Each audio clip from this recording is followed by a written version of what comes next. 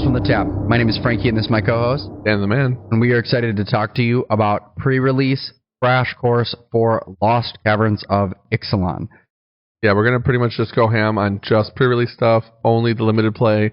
Probably not even going to get into the rares today just because we're pretty strapped for time, and we want to get this episode to be testable out quickly for you guys to get it in under an hour, hopefully. Really get the mechanics going, get right into pre-release prep, and then start learning the cards that you want to try and getting ready for your sealed pools. Well, and on top of that, we can't help you plan for playing bomb rares, but the majority of your decks will be consisting of commons and uncommons. That will be true for doing draft as well, so helpful in a lot of ways. Yeah, and honestly, now that you mention it, I went through the rares last time, and I went through the rares this time, and I really can't think of anything in this format that's like, oh, this rare is so good. If you get this pivot, or if you get this, your deck is going to be so good, like a Godric. You know, I couldn't really find anything that kind of stands out to me. There were a couple cards that were like, this is pretty strong. Maybe I would pivot for this, but the format just seems a little bit more strategic, maybe a little bit more involved synergy level than Walls of Eldraine, which is crazy because Walls of Eldraine was pretty high synergy, but at the end of the day, certain cards were just better than others, so you were pretty obviously going to play those. Yeah, what I would say for Wilds of Eldraine, at least in my perspective, a little bit different from this set, that I think that set was high in power level and medium synergy. Like, there was synergy, but it wasn't like crazy. Whereas in this set, I think it's going to be high synergy and high power level. Completely agree. And so there are some rares that like won't matter because the synergy is so strong that like you having a functioning deck is more important than you like trying to force red because you have that one dinosaur that like discovers 4 when it enters the battlefield. Yeah, and it is really, really true. This set, when I was reading the cards, I was like, wow, every card has like, I think the average text on a card is like a full paragraph. There's so many really strong cards. I can't wait to talk about the mechanics as well because the mechanics are super involved and they're kind of like stronger versions of things we've already had in the past. Maybe they're kind of refining them, tuning them to a more power creeped meta, if you will. Yeah, I think that there's a lot for sure to talk about in this set, and this, I mean, in my opinion, from what I've been looking at, feels like it's going to be like original Eldraine, where this might change Magic in a drastic way. Not necessarily for constructed purposes, but and I think there will be things for constructed, don't get me wrong, but this has felt on a new level from the past few, just from some of the card previews. Yeah, I definitely agree that at least ever since 2020, the sets have been really, really powerful. We're like an era of match 30 years. And the cards are, I think they're like no longer having limits. They're just like, let's see what we can do. Let's push the limits of the cards. And I think they're doing a great job. I think you can agree that limited formats specifically have been amazing. Standard has been really fun in my opinion. Good enough that it made me download Arena again after having removed it from Alchemy. But still, like, just overall really cool. Caverns of Ixalan, though, we're really excited about it. With that being said, we're kind of saying goodbye to Walls of Eldraine. It was awesome. It was a fun ride. Your format is more or less over. I think Caverns of Ixalan is going to make a big impact on Standard, just like Walls of Eldraine did. So certain decks that we were seeing a lot of, we might start seeing a big shakeup, I guess. But in general, though, you were saying I think this is your most successful limited venture yet. It was. I did the Arena Open and was able to qualify for day 2 in 2 bullets. Oh yeah, I watched you do that on stream. Yeah, it was really, really fast. I had a good first run of like 4 wins, 5 wins, didn't get there. Second one got there. I was like, well, that was the easiest that's ever been. Yeah. Plus, with Wilds of Eldraine, that's the set that let me hit Mythic for the first time in Arena. So I'm like, even if, like, I don't think this was a GOAT format, like, I don't think, like, oh my gosh, Wilds of Eldraine was just the best limited format of all time. It was definitely very good, and because of, like, the success, it will still be nostalgic for me when I think back on it. For sure. I think for me personally, it was, like, my favorites. Crazy, because I think Cap. And I'm more or less thinking that even next year's sets are going to be even better because of the announcements they made with the play boosters. I'm still super excited about that. And I'm excited to see less jank commons like we talked about before, where commons that just don't matter for the format could be gone. One less slot in the pack. I don't care. I'm not going to miss that card at all. And then hopefully there's just enough balance so that the colors aren't too fought over. This makes me feel like I missed my opportunity for a joke because I was going to be like, play boosters? Limited's going to be dead then. Yeah, true, honestly. So this is it. Lost Caverns of Ixalan, and then it's over. No, we're back to packs, actually. Enjoy it while we can't back to packs. I still can't even think of a logo what we should do, but I kind of want to make a shirt. That'd be a really cool shirt, honestly. Speaking of shirts, we got got mine with the logo, Tails cap. Got his going with the full logo. Pretty excited about that. I even got like the hoodie for Experiment Juan because it's so cool, but I got like a green hoodie. It's also getting really cold, so I needed one as well. And spoilers for me, but I kind of, my birthday is going to be needed more merch. Sure. So I sent my mom the link. Oh, that's merch, so funny. Which then we're going to get paid for. Yeah. Like I got the email being like, someone bought something from your shop. I was like, yes. And I wanted that. Right. I know. I ordered right before you added water bottles. I was like, damn, I really needed a water bottle, but the box was already so big I didn't want to pay for double shipping. Yeah, either way though, with that being said, anything else you're excited about Ixalan before we kind of like just dive into it? Yeah, I just think that there are a lot of mechanics to be excited about. And on top of that, the mechanics are very overlapped.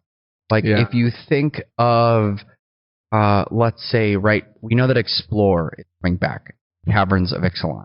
But we also have this new mechanic of Descend. And you do have the ability to be intentionally putting cards in your graveyard with Explore that I'm thinking of oh man, even though Explore is mainly in blue-green, and there's also, I thought Explore was drawing cards most. I could be wrong. We're going to get to it. I'm pretty sure Explore is the creature gets a 1/1 counter if it's not a land, and if it's a land, you put it into your hand. If an ability instructs a creature to explore, its controller reveals the top card of their library. If it's a land card, they'll put it into their hand. Otherwise, they'll put a 1/1 counter on that creature, then choose to either leave that card on top of their library or put it into their graveyard. Oh, it has a baby surveil. You know what? I forgot about that. That's so crazy. So, if Sultai and especially blue-black and green-black are, I need to get more permanents into my graveyard. Yeah. That means that we can be splashing and doing Sultai things because some of the Explore cards that are in blue-green you may want in your blue-black decks. Yeah, and there's already a lot of self-mill, which actually I'm really excited about. We'll talk more about it later, but self-mill as an archetype has really gotten some love. Yeah, yes. Self-mill has gotten some love, and I think that this set is going to be, you're going to be really rewarded for knowing how to play Magic in a broader sense. Yeah. Because mechanics like mill, I think, are, when you're having to self-mill, I think it's really difficult for people to evaluate if that is good or not. Right. And I think people are too worried about decking. Well, I also think it's an unexplored archetype. I'll explain more later because I have some thoughts on the other mechanics as well, but I think it's an unexplored archetype that's finally getting some love in real different ways, which is really interesting to me. Yeah, and I think that on top of it, you have the crazy Descend things that are happening, but because you have end cyclers in this format, you can turn on some of those things like instant speed. Yeah. So it's built-in mechanics on creatures that then can become, if you're close to those thresholds, in combat tricks, like instant speed, entire buffs from it. Yeah, the fact that it's permanent from anywhere for like you talked about. We'll get more into it. But for now, I think the only other thing I'm excited about is the special guests that we're finally going to see, and the Jurassic Park cards look so good. And then the other thing was that the land cycle I thought was really cool. We'll get into it later, but this is one of the first times we had a land cycle that is one really uniform, but also a major ability. Some of them will be uniform, in Phyrexia, all will be one where they were all tap lands, pay 2 mana, draw a card, sack it. But these are all pay 5 mana, sack it, discover 4 across the board. Oh, the caverns. Yeah, which they're so cool. Caves. Right. Yeah, and there are specific cards, and this is something I don't know how good they'll actually be. I think that playing is really going to give tests, but there are like a handful of cards in each color that are like built around buffs around you having caves. Yeah, oh for sure. They actually like made a mechanic and fleshed it out within the same set. Like, wait a minute, you guys are going to give us cave payoffs and multiple caves in the same set? Are you sure? Yeah. It was so good. Genuinely, like we were really excited about it, talking about it in the shop. Just like, oh, it's like 12 different cave cards, so they might be worth playing and definitely easy to draft. Yeah. All right. I know that is a lot of things, and we keep saying we're going to get into it. So let's get moving in that direction. Sure. So before we do, first things first, we have some just housekeeping things. Right, the Patreon. We have a new patron from the last episode, which is Gabe. Thank you. We super appreciate all the support, and now we're almost at double digits on our Patreon, and so we're just super excited to growing not only from a community perspective, but also with people that are supporting us and jumping deeper into the Discord for us to talk about more Magic consistently. It's really great, and we really appreciate that. Also,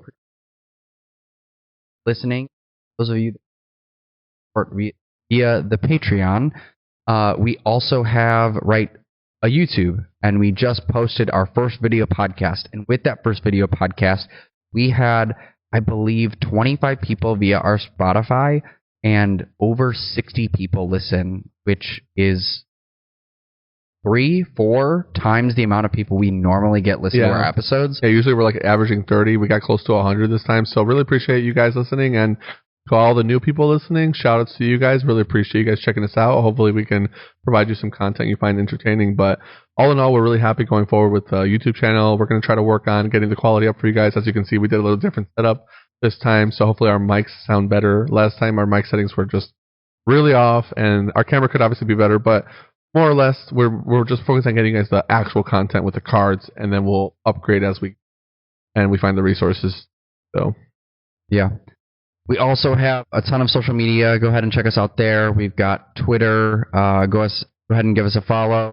Dan's got lots of hot memes that are coming in, combos of different cards that are happening. I try to stay active on the Twitter if I can, and if you guys post anything or tag us, I'll definitely read it and respond if I can whenever I see the message. Obviously, you can send us deck lists there if you'd like, but you could also just do it on the Discord, and we can always talk about it there. Yeah, best place to do that is our Discord, and then our Discord, as always, is free to everyone, but you can get some additional perks and some additional channels that you'll be able to see if you decide to jump on our Patreon. Lastly, if you do have any questions, comments, anything at all, you can go ahead and email us at talesfromthetappod@gmail.com. Yeah, you can send us links there as well if you want us to check something out. We're pretty good about dodging the clickbaits. With that being said, though, we can jump into some Lost Caverns of Ixalan. Yeah, too bad that Wizards did such a good job at having, like, Oh, I know. I was about to say the same thing. And one. Whoa, bro. Dom. And now we have LCI. Yeah, LCI. Okay, for sure. Modern band cards. Got it. Yeah. Our DCI numbers, they're back? Yeah. But for real, Lost Caverns of Ixalan. We're returning to the plane of Ixalan, which I know is a favorite for Stan. You have vampires, dinosaurs, and many new artifacts to discover. I felt really proud about writing that one. For sure. Yeah, and like Frank said, I love Ixalan. It's one of my favorite themes. I love the Aztec Mayan stuff as a Hispanic person. Just so cool. The artworks they've done for this set, they like really leaned into it too. There's so many, like the land flippers, everything. They're aesthetically really pleasing to me, and then the abilities are just so cool and powerful that I'm just really invested in this set. Yeah, and I don't know about you, but I keep like a specific set of lands that I use for limited. When I'm drafting, or when I'm doing, sealed events. I have all the DMU lands, stained glass ones. They're super pretty. But when I saw these ones, I was like, Ooh, I might have to switch it up a little bit. Yeah. Go get some of these new hot ones. Yeah, I was going to say it earlier. These are my new favorite lands. It's not close. Previously, it was the Kamigawa ones, so like they've really been one-upping themselves. But these basic lands are amazing. I actually was going to make a comparison to that. Do you like the Kamigawa ones or the... Yeah, straight up, not a hot take in my opinion. New best lands for full arts, that is. These are the ones not close. You heard it here Don't first. At me. Go on TCG. Time to load them up right now. For sure. And if you try to get them from us, you're not going to be able to find them. You better if you're cracking any boxes and you're not saving them for me, I'll be mad. I'll try my best. I have a lot of customers. Try his best. All right. Okay, so let's start off by getting into some of the mechanics that we have in this set. We've got new mechanics. We've got returning mechanics. First off, we have a returning mechanic, transforming double-face cards, but with a twist, craft. Craft abilities are written with craft, which require materials and mana, and it means you control... exile materials from among permanents you control and or in your graveyard. Return this card to the battlefield transformed under its owner's control. Activate only as a source. So the card that we're going to have pulled up is Unstable Glyph Bridge. I think that this card is super sweet. Stan and I were actually talking about it before we jumped on to the episode. Unstable Glyph Bridge is 3 and 2 white. It is an artifact. When Unstable Glyph Bridge enters the battlefield, if you cast it for each player, choose a creature with power 2 or less that player controls, then destroy all creatures except creatures chosen this way. And then it has craft with an artifact, 3 and 2 white, and reads, exile this artifact, exile another artifact you control or an artifact card from your graveyard, which is important because you can be using your graveyard to craft cards. Return this card transformed under its owner's control. You can only do this as a sorcery. And that transforms into Sandswirl Wanderglyph. It is an artifact creature golem, flying. Whenever an opponent casts a spell during their turn, they can't attack you or planeswalkers you control this turn.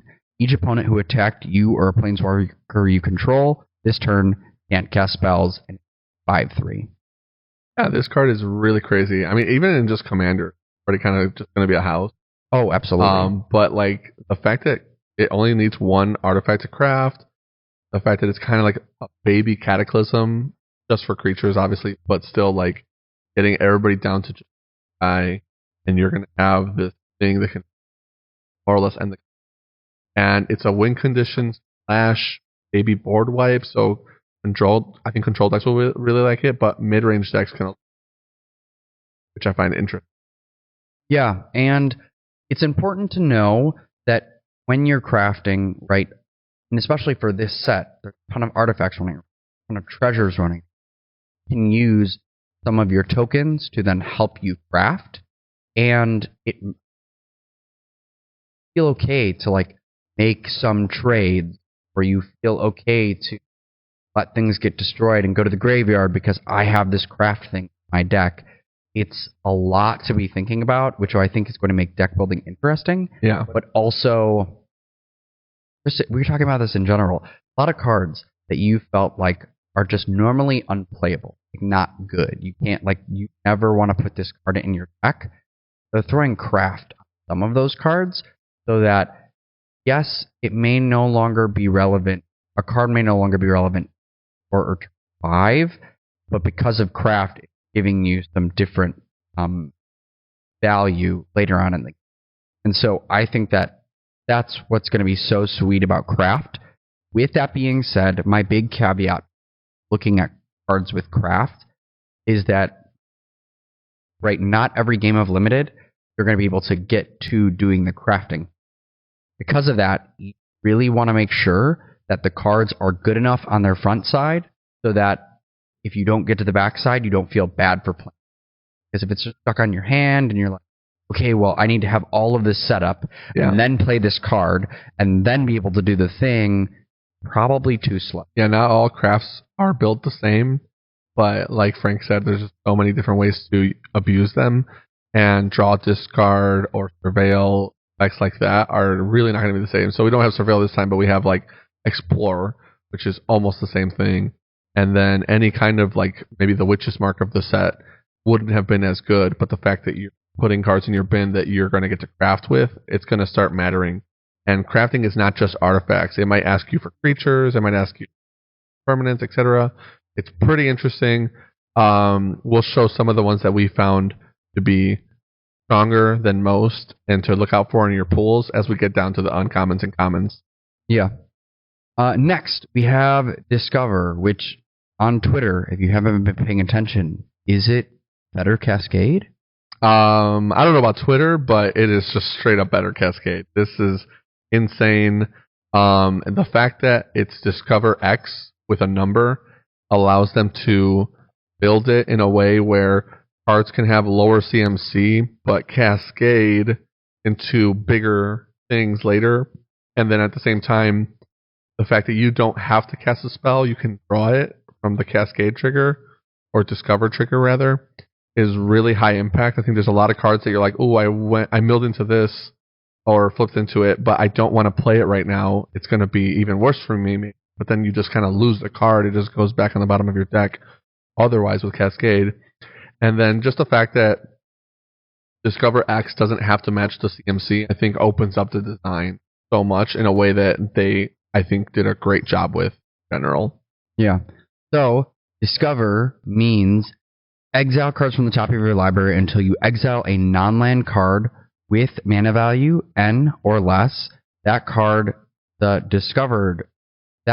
discovered card. You may cast that card without paying its mana cost, or you can decide to put it into your hand. The rest of the cards that you end up not playing then get put back in your library in any order.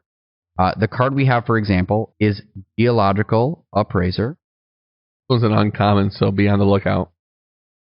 So, Geological Appraiser is 2 and 2 red, a human creature artificer. When Geological Appraiser enters the battlefield, if you cast it, discover 3, and it is a 3/2.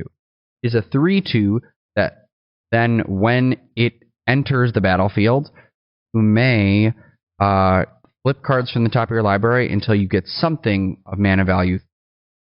Right. So it could be a 1, which is important to know because, right, the big one that people have been talking about is that big 7/6 dinosaur with trample that like discovers for 4 or 5. If you end up hitting a dork off of it, that's the card you get. Yeah. So it's not just like, yes, you may hit a 4 or 5 drop and then that feels super busted, but you won't always hit that in a limited. Right. The other thing that's important to know, at least, and this is my question for you about it being better than Cascade. I know we're not supposed to be talking about constructed, but with Discover, cards have to enter the battlefield. Whereas Cascade, like you use your Shardless Agent, and when you cast Shardless Agent, you're starting to cast. So even if the Shardless Agent solve, you still get the living end. But with this, it has to hit the battlefield. It is susceptible to counter magic. Right. Do you think it will have an impact in Modern with counter magic? I think it's hard to say. I think that just matters more about the card rather than the fact that it can be countered. Dice to removal isn't like a good way to evaluate cards at the end of the day, and it kind of feels like that, where the card kind of just stands on its own. Is this card good enough? Like, for example, the card we were just talking about, Geological Appraiser. It is effectively just a 4-mana Cascader. If you look at it, like, comparing it, if that card was 4-mana Cascade, it does the same thing because it's Discover 3, 1 less than the mana value. When you go to cast that card, would having kept that card matter more than the fact that the card has to enter the battle? Where you should be about it. I think more or less, hard to say that Discover is strictly better, but I think because you have that flexibility, more often than not, the flexibility is going to be. Yeah, it's. I like to think of it in the realm of, does entering matter versus casting? Because that's the difference. That, like, I can Violent Outburst, Violent Outburst doesn't resolve, I will still get the thing. Versus, this has to hit, has to land. Yeah. Well, I think there's some cards that have like death triggers for Discover. That it is true. There is a 5 mana. It's a 5 mana that discovers 3 when it. Right. And I think because the nature of Discover being effectively on trigger stronger than Cascade, the drawback of your cards needing to resolve, kind of like Cathartic Reunion versus Thrilling Discovery in Dredge. One of them is discard to cost, and one of them is discard when you're resolving. And for Dredge, it's pretty often that they're like, man, Cathartic Reunion is this much better or way stronger, because then you can at least put the Dredgers in your graveyard and you're not completely destroyed from a counterspell. But like you're saying, if counter magic is really that strong against them, I think the card more or less itself has to be powerful, like you were talking about with the crafters. If the card itself isn't good enough without crafting, then maybe these Discover guys have to be that much stronger compared to like a Shardless Agent or a Bloodbraid Elf, which is why this guy doesn't like have haste, Discover isn't on cast, etc. Yeah, makes sense.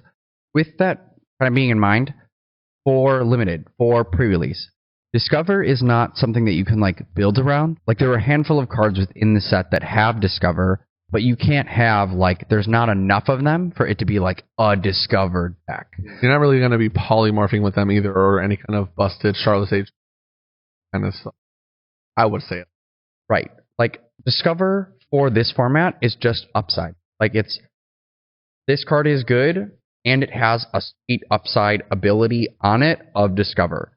Because like, and so with that, keep in mind your average like rate. When you think of like, oh man, a 1 mana or a 3 mana 1/1 is terrible, I'd never play that. If it has Discover on it, it's still also terrible. You know, so you really have to consider when you're playing these cards, they have to have good rates, good bodies for them to be worth. You can't just be like, oh, it's got Discover, it's awesome. Yeah.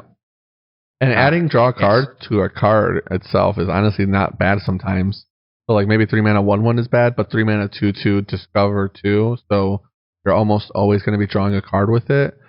Not as bad, or maybe it looks a lot more reasonable in your draft deck. And then you have to be comparing it to like, well, how many 2-drops do I have? What are my 2-drops high impact? Am I going to cascade or Discover something that weak and didn't impact the format or the gameplay, or am I going to be discovering, sorry, I'm going to do that loud probably. Am I going to be discovering something that is actually feasibly, tangibly gaining me value, whether you are hitting a fight spell, but you want to keep it in your hand so you can play a better creature to use it with, or maybe you're hitting cantrip and you want to use it right away and you got really insane value out of it, and maybe you're like discovering 2 into like whatever the Cathartic Reunion or Witch's Marker, draw, discard, spell, Tormenting Voice of the format is. Now you're filling your graveyard up for not only your Descend triggers, because that is from anywhere, not just the battlefield like Revolt, but also gassing up your crafts. Yeah. Makes sense. All right, we're going to move on to Descend. So Descend, and know that Descend is got a couple variants in it, which I think is important. Lots. First off, we're going to start with Descended. So Descended, some cards referred to a player who has descended this turn. This means that a permanent card has been put into that player's graveyard from anywhere this turn, which means you can cycle a card, like cycle one of those creatures, that counts for Descend. If you're tracking a cave and it goes to the bin, all your Revolt triggers, plus Surveils, plus Self-Mill, plus your opponent killing your guys in combat. There's all kinds of stuff that will trigger this, and it's going to be honestly playable in all colors. Most archetypes are going to be able to descend pretty easily. Like if you're trying to descend in Pioneer or Modern already, that's just like really easy, let alone Standard where you have a lot of Self-Mill. Yeah, and Descend mainly within this set is focused within 3 colors. That is black, green, and blue cards that care about descending because it is in the blue-black archetype, in the green black archetype, and then some overlap between. It's so cool that they pick Sultai again. They always know how to get the flavor right. Like Sultai had a Delve, Sultai more or less had a Revolt. Like all these graveyard mechanics are usually Sultai. Like a lot of the best dredgers were Golgari, so for me, I just really like this mechanic. I feel like it's so strong. Obviously, there's only 19 cards in this set that reference the Descend mechanic, but I more or less am really excited for the mechanic. I think it's probably the strongest thing that the set is presenting. I just find it so interesting because when you're comparing it to like Flashback, Dredge, Persist, Delve, Retrace, Delirium, it's like this guy has all of it. Descend has a little bit of everything. Obviously, Dredge is fueling itself, but Descend is pretty easy. So like fueling that with any archetype or any deck or cards available in Pioneer, especially Modern with fetch lands, seems so easy to me that just the fact that, for example, the Descend 4 and Descend 8 that we're going to get to, the fact that it's Descend 4, which is way easier than Delirium, like way, way easier than Delirium to achieve. Descend 8, a lot harder, but a better payoff, right, that we see on some of the cards. I think it's interesting that they picked only 4 and 8, but we can talk about that more later when we get into cards. And then there's the Fathomless Descent as well that we were going to talk about. Yeah, before we get into Fathomless Descent, I did want to just at least click on the card that it's supposed to talk about for Descend. The first being, I should have picked a card that I can read. Talking about Stalactite Stalker? Stalactite, that was the word. Stalactite Stalker is 1 black mana Goblin Rogue with Menace. At the beginning of your end step, if you extended this turn, put a 1/1 counter on Stalactite Stalker, and then you can pay 2 and a black, sacrifice Stalactite Stalker. Target creature gets -X until end of turn, where X Stalactite Stalker's power. Man, if you need a tongue twister, say Stalactite Stalker. I love the alliteration. Yeah, this card is nuts, by the way. It's good. And look at this little goblin, man. He's so handsome. Yeah, this little boy. He's a good boy. But it looks like my cat. One of the things I find interesting is like maybe for Modern it's not strong enough, but it kind of reminds me of Ravenous Squirrel, where like obviously Ravenous Squirrel triggers on everything. This guy's really good turn 1 where you like fetch Overgrown Tomb or whatever. This guy, end step trigger, I got the counter already. And then that's just the baseline you're kind of starting with on the Menacer. Every turn it getting better and it starting on turn 1 is kind of scary, pretty cool. I think in Pioneer this could be like really, really abused, especially. And for sure in Standard where we kind of already had like a black aggro deck. Think about like even just like roll token. Like when you're playing that 1 mana black guy from the last set. I'm already forgetting names, but it's a 3/2 that attaches a curse roll to itself. If you can get rid of that curse roll, which you're kind of already trying to do anyway. Fightful Hexmage, exactly. Then you are triggering your Descend and your Revolts too if you want to play some Fatal Pushes in Pioneer, which is kind of scary. Well, I'm thinking about this guy in the realm of like Rakdos Sacrifice. Yes. Whereas like if you sack your cat on your turn, then this thing is all. I think it's only your end steps. Right, that's what I'm saying. If you do it on your turn, then you'll get that trigger. You still get some payoff, right? And treasures, everything. Yeah, and what I like about this is that like Descended be only on Matters Black White, which is Grady sacrifice list, and then on top of it you have Rakdos, which is like specifically for Descend as well. And so I think that it's cool that, we know that Descended 4 and 8 are in, like, Sultai, but also, like, this card specifically is going to be great in Black-White and Black-Red, and you probably would find even using it in your other... So this card could just touch 4 different archetypes that are similar, but different. Yeah, and the fact that they were to Descend the way they did allows them to design it, like Frank said, with it being an end step trigger, because if this guy was, every time you Descend, get a 1/1 counter, I think he'd be actually cracked, like, really, really high power level, maybe even just too much to go to, like, be legal. But, I mean, they are kind of pushing power levels, as we were saying. With that being said, did you want to jump into what Descend 4 and Descend 8 is with our other card we have available? Yes. So Descend 4, Descend 8, these cards just care about you having 4 or 8 permanent cards in your graveyard, and then you get an extra, buff that turns on once you hit that threshold. I'm so glad you picked this guy because I wanted to specifically bring him up. Akawali, the Seething Tower, which is the 3-drop Golgari uncommon, I believe. Which is the coolest looking fungus you've ever seen. And we got some fungus love in Ixalan. The fungi are so cool. The only thing I wish they had done is, obviously they wanted to stick to Descend 4 and 8, but if this one card was the one that breaks the rule, I would have loved to have seen this card have like Descend 2, 4, 6, 8, 10, and it kind of be like the Warden of the First Tree-ish card for the set. With that being said, though, Descend 4, you're getting some number of power and trample. Descend 8, it's getting even more of a payoff, which if you want to read the card off for everybody so they can see it on the screen, maybe hear it as well for those that are listening on Spotify. The card itself is Descend 4 on a 3-mana 3/3. As long as there are 4 or more permanents in your graveyard, Akawali, the Seething Tower, gets +2/+2 and has trample. So 3-mana 5/5 trample when you've probably, like with fetch lands, you already have that when he's coming out. You know what I mean? But Descend 8, as long as there are 8 or more permanents in your graveyard, it gets an additional +2/+2 and cannot be blocked by more than one creature, which makes it now 7/7. Your blocks are bad, and I'm trampling over the one blocker. Yeah, it's almost unkillable, unblockable at that point. Right. And to reference, it wasn't said, it is 3 mana, it is 1, a black, and a... Yeah, so very, very strong. And in that kind of archetype where you kind of want to be doing stuff with it in the green-black deck. Absolutely. Next, we have Fathomless Descent, which is similar to Descend 4 and Descend 8. The only difference is that you get a specific buff off of the more you have. So it's basically kind of like, think of it as Descend X is the best way that I can describe it. Yeah.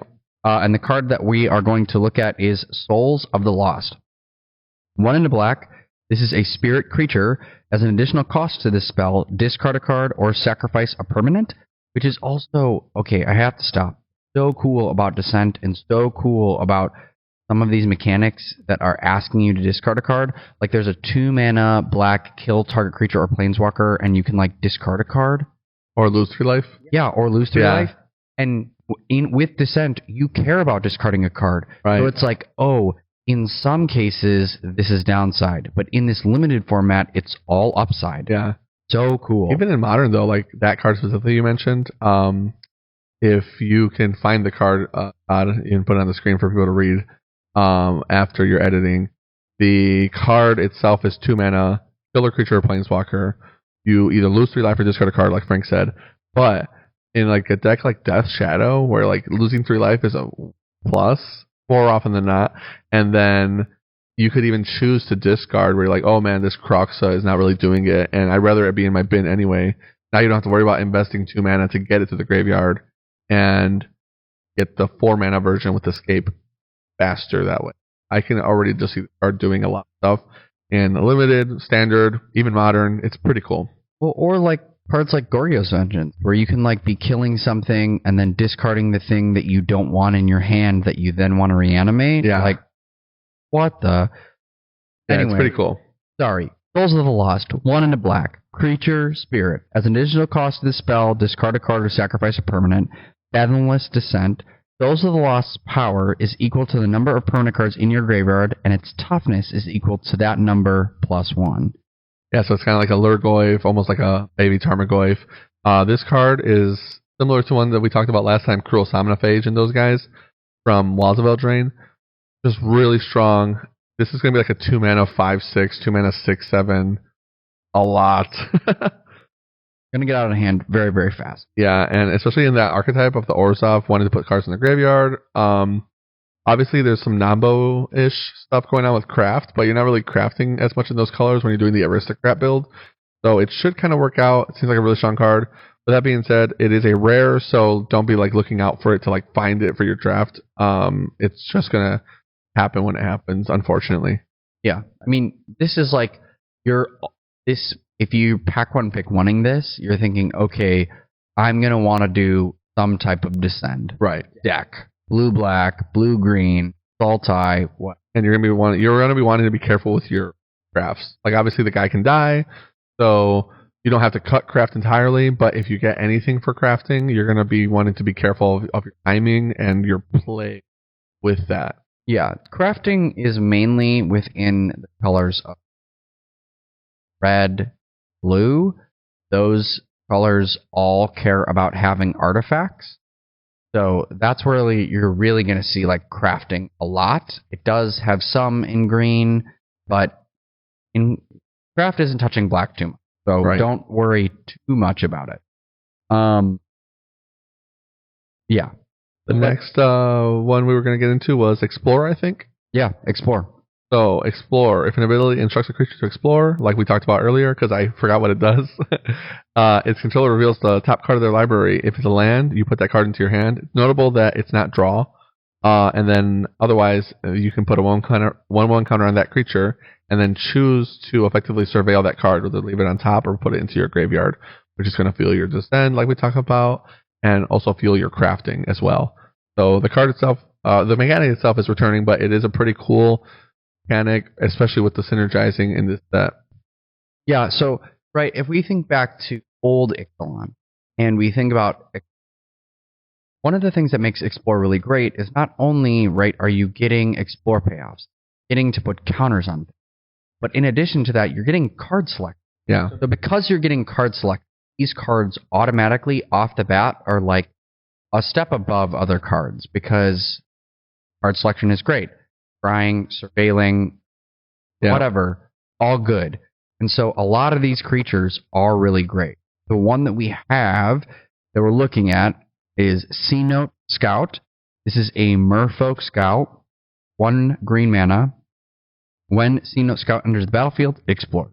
And so you're having it, it's a 1 mana, 1/1 that when it enters the battlefield, you're either going to be able to successfully get a land that you put into your hand or card select. And so it's a 1 mana 2/2 that guarantees you a good draw if you see something you like, or maybe dodges a card that you didn't want to see. Otherwise, it's 1 mana 1/1. I drew a free card, so it just kind of speaks to the power level of the set. The set's already going to be pretty strong. Shout out to this card too for being kind of completing it, where now we have a 1 mana 1/1 Explore. We have the 2 mana 2 power Explore, and we've got the 3 mana 3 power double Explore.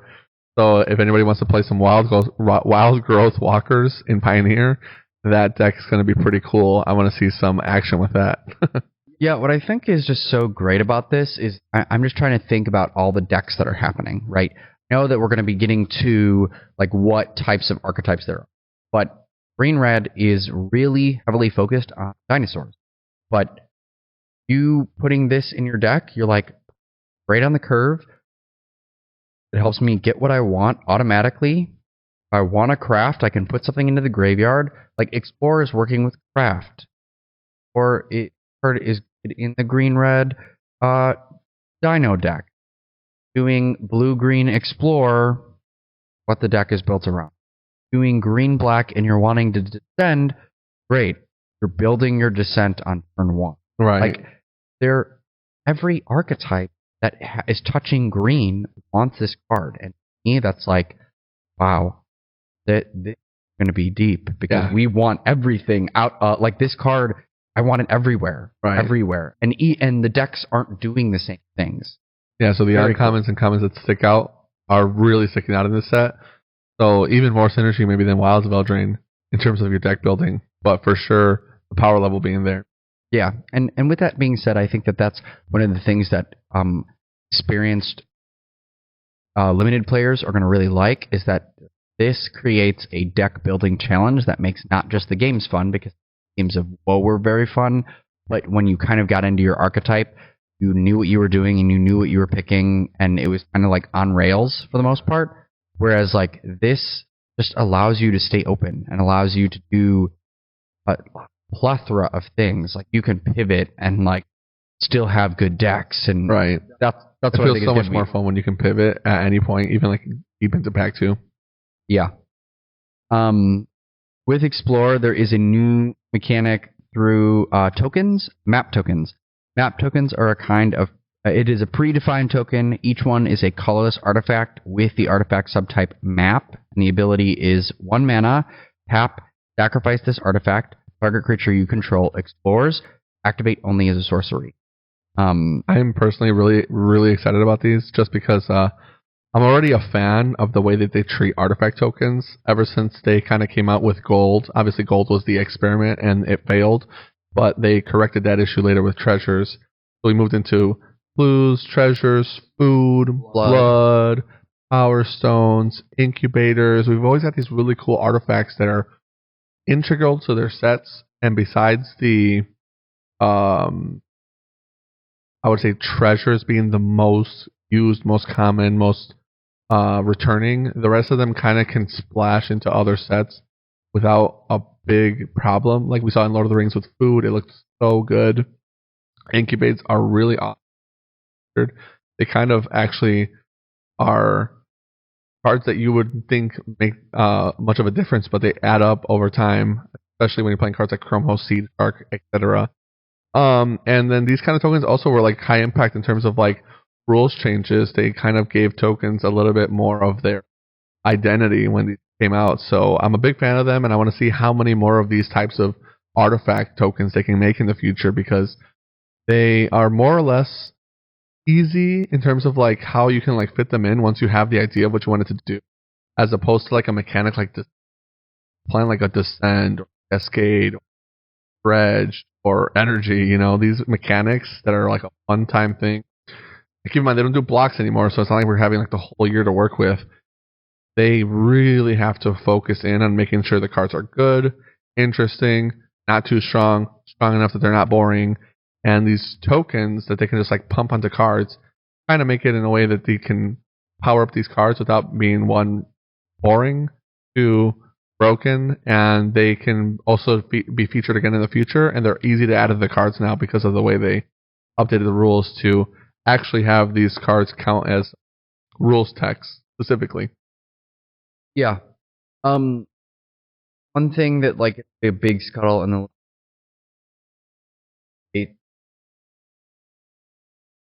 Oh, thank you, Todd.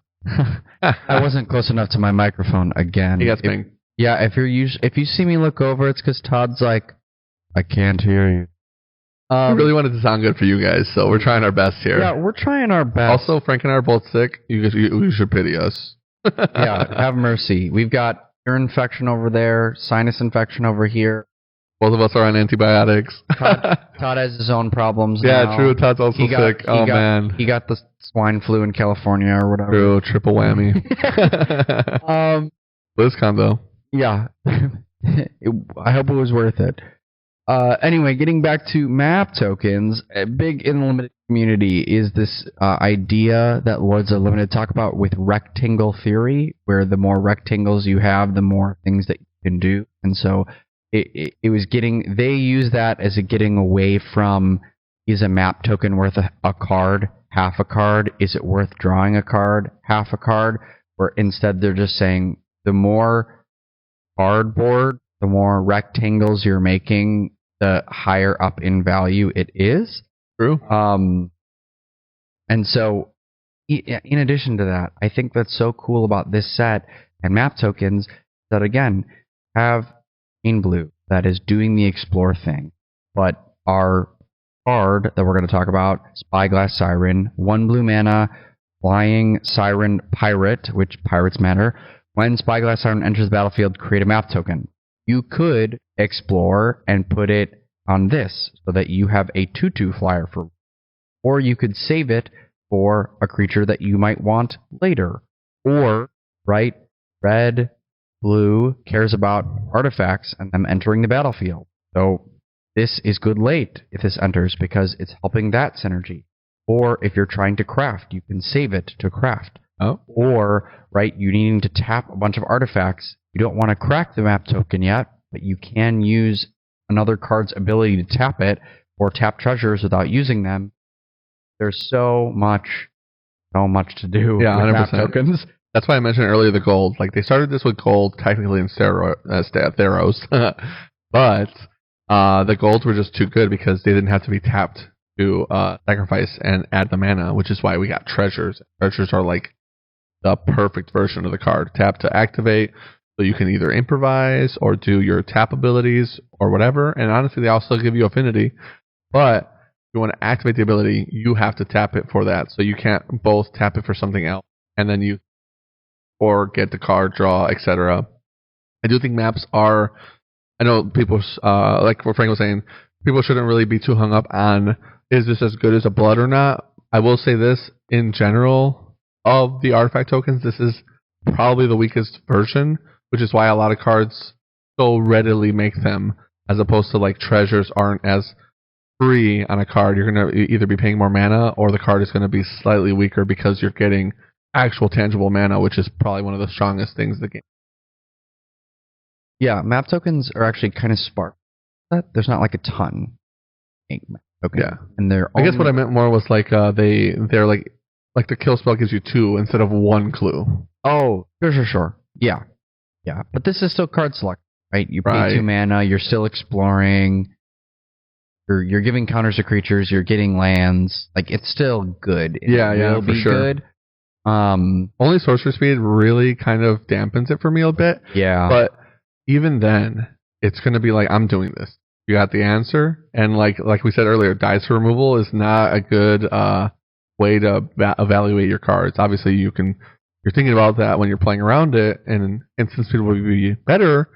But committing your mana to explore, either they kill your guy or they don't. But you only lost a map, and it wasn't that bad. And in theory, if that guy goes to the graveyard, then maybe you can start using him for crafting now.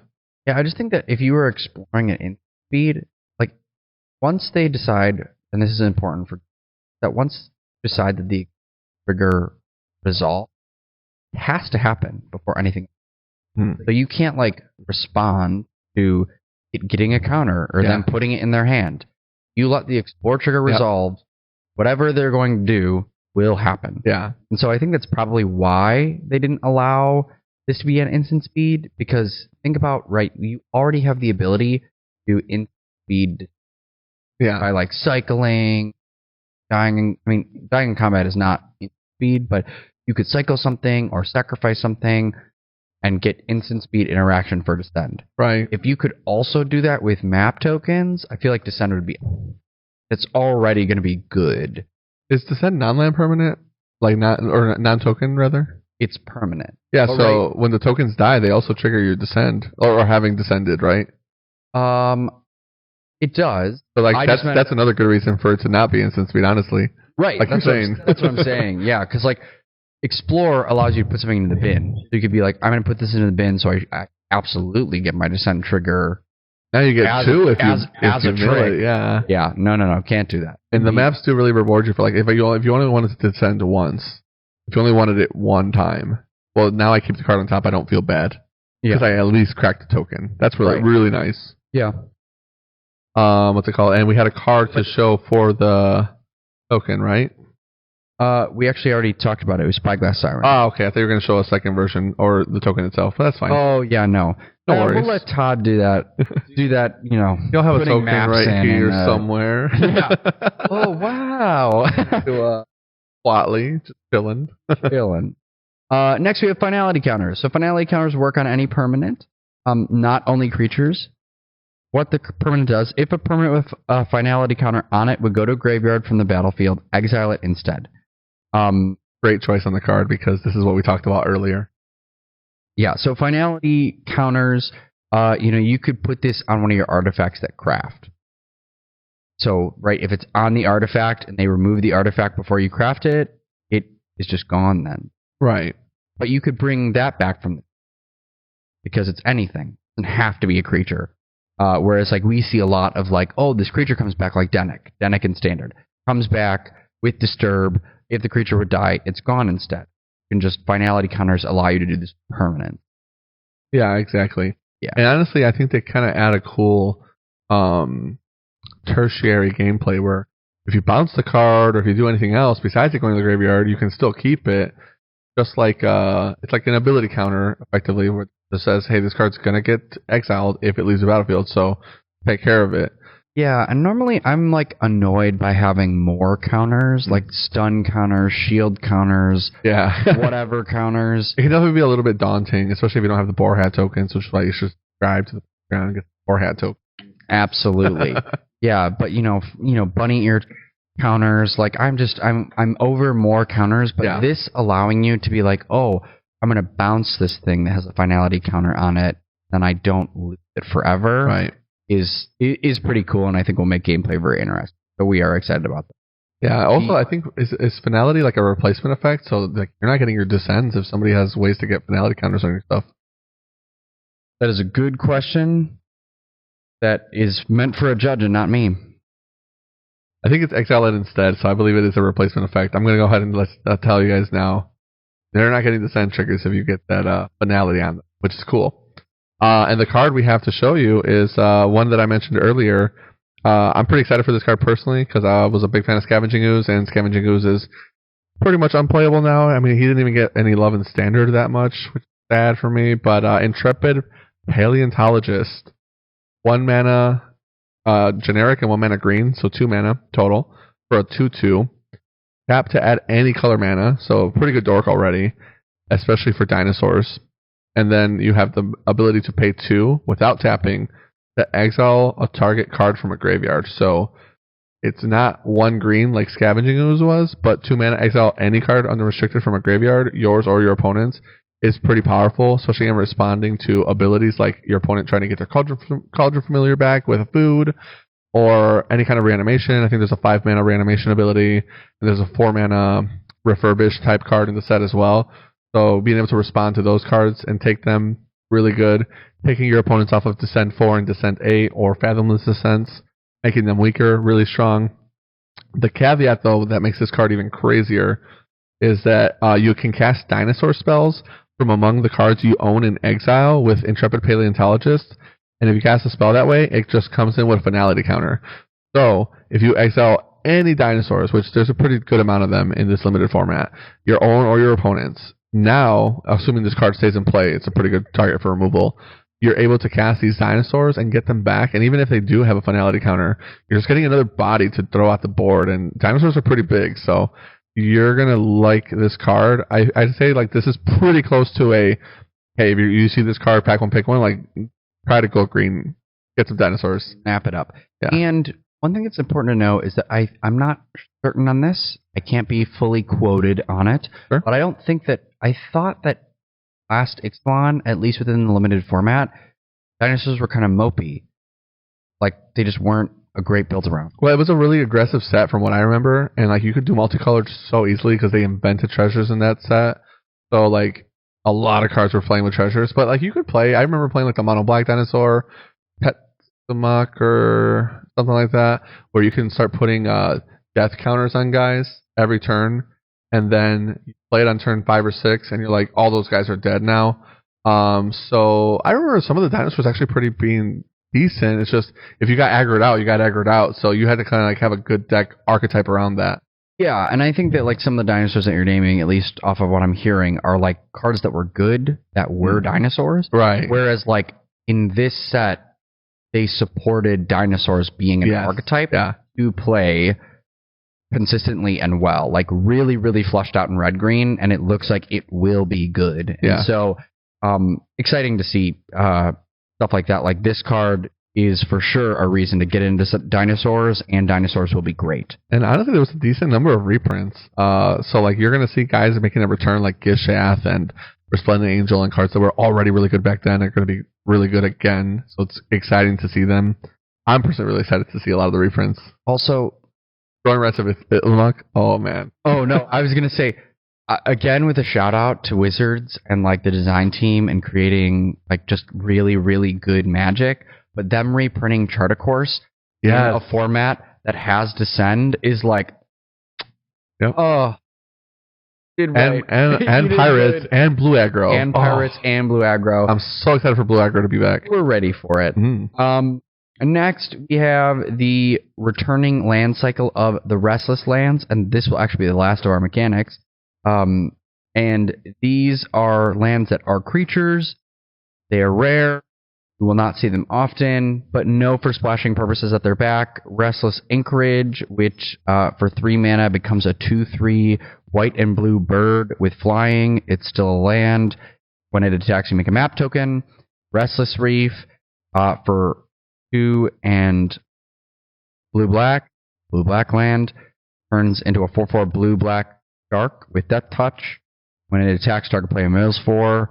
Restless Fence, red-black, becomes a 2/3 red insect with Menace. When it attacks, you may discard a card if you do draw a card. Restless Ridgeline, green-red, 4 and a red-green, becomes a 3/4 dinosaur. When it attacks, another target attacking creature gets +2/0 until end of turn. Untap that creature. Bow Vigilance. Restless Prey is the last one. It is green and white for 2. Green white. Restless Prey becomes a 3/3 green and white llama. So many people are excited about this llama because we have a llama in Magic.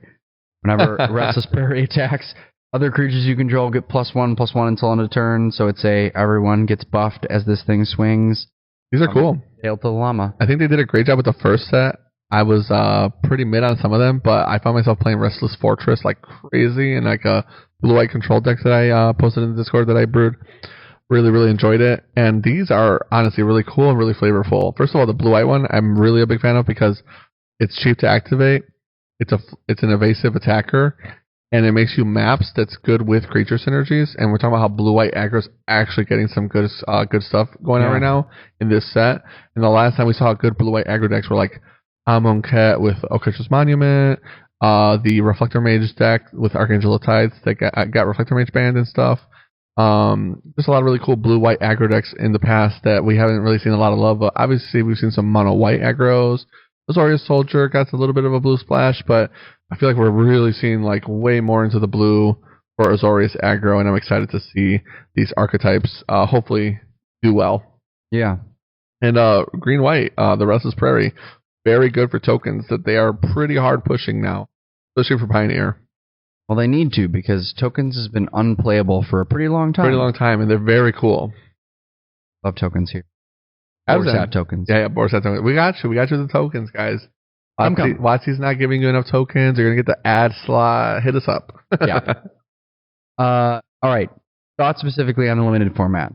As we mentioned, we think it's going to be highly synergistic. We also think it's going to be high-powered. We've talked about a lot of crazy things. There's more crazy things to come. With things like crafting the format, with things like there are certain things specifically that I'm talking about, like craft, where it's a double-face card. Card has to be worth it on the front side for you to want to play the back side. Can't just be like super busted on the back side, terrible on the front side. Don't play it. Not going to be good for you. I think a good example of that would be there was a rare that I really like actually for command, but it's so bad for limited in my opinion. I'm going to call it now. I think this card is bad, but I could be wrong. The Enigma Jewel is a 1 mana blue artifact that you that comes in tapped. It's legendary, so it's not like you can stack them. It is a Soul Ring, but it's only for activated abilities. So it makes 2 colorless mana for activated abilities only, which is good because its own ability is craft for 9, a blue and 8. So you can kind of feed itself a little bit. Kind of becomes a 7 mana ability as opposed to a 9. Yeah, card is bad. Sorry. You threw me off so crazy. That's funny. What's it called? Yeah, no, this card is stinky. It's cool though because it says craft with 4 or more non-lands with activated abilities, which includes planeswalkers and a lot of crazy cards. And Agatha Soul Cauldron is already kind of doing that kind of stuff. So when you flip this card over, on the back side, it's a legendary artifact that has all the activated abilities of everything that got exiled to craft it. So if you have a bunch of planeswalkers, you can activate all these different abilities because this isn't a planeswalker. So it's not going to be restricted to one loyalty ability.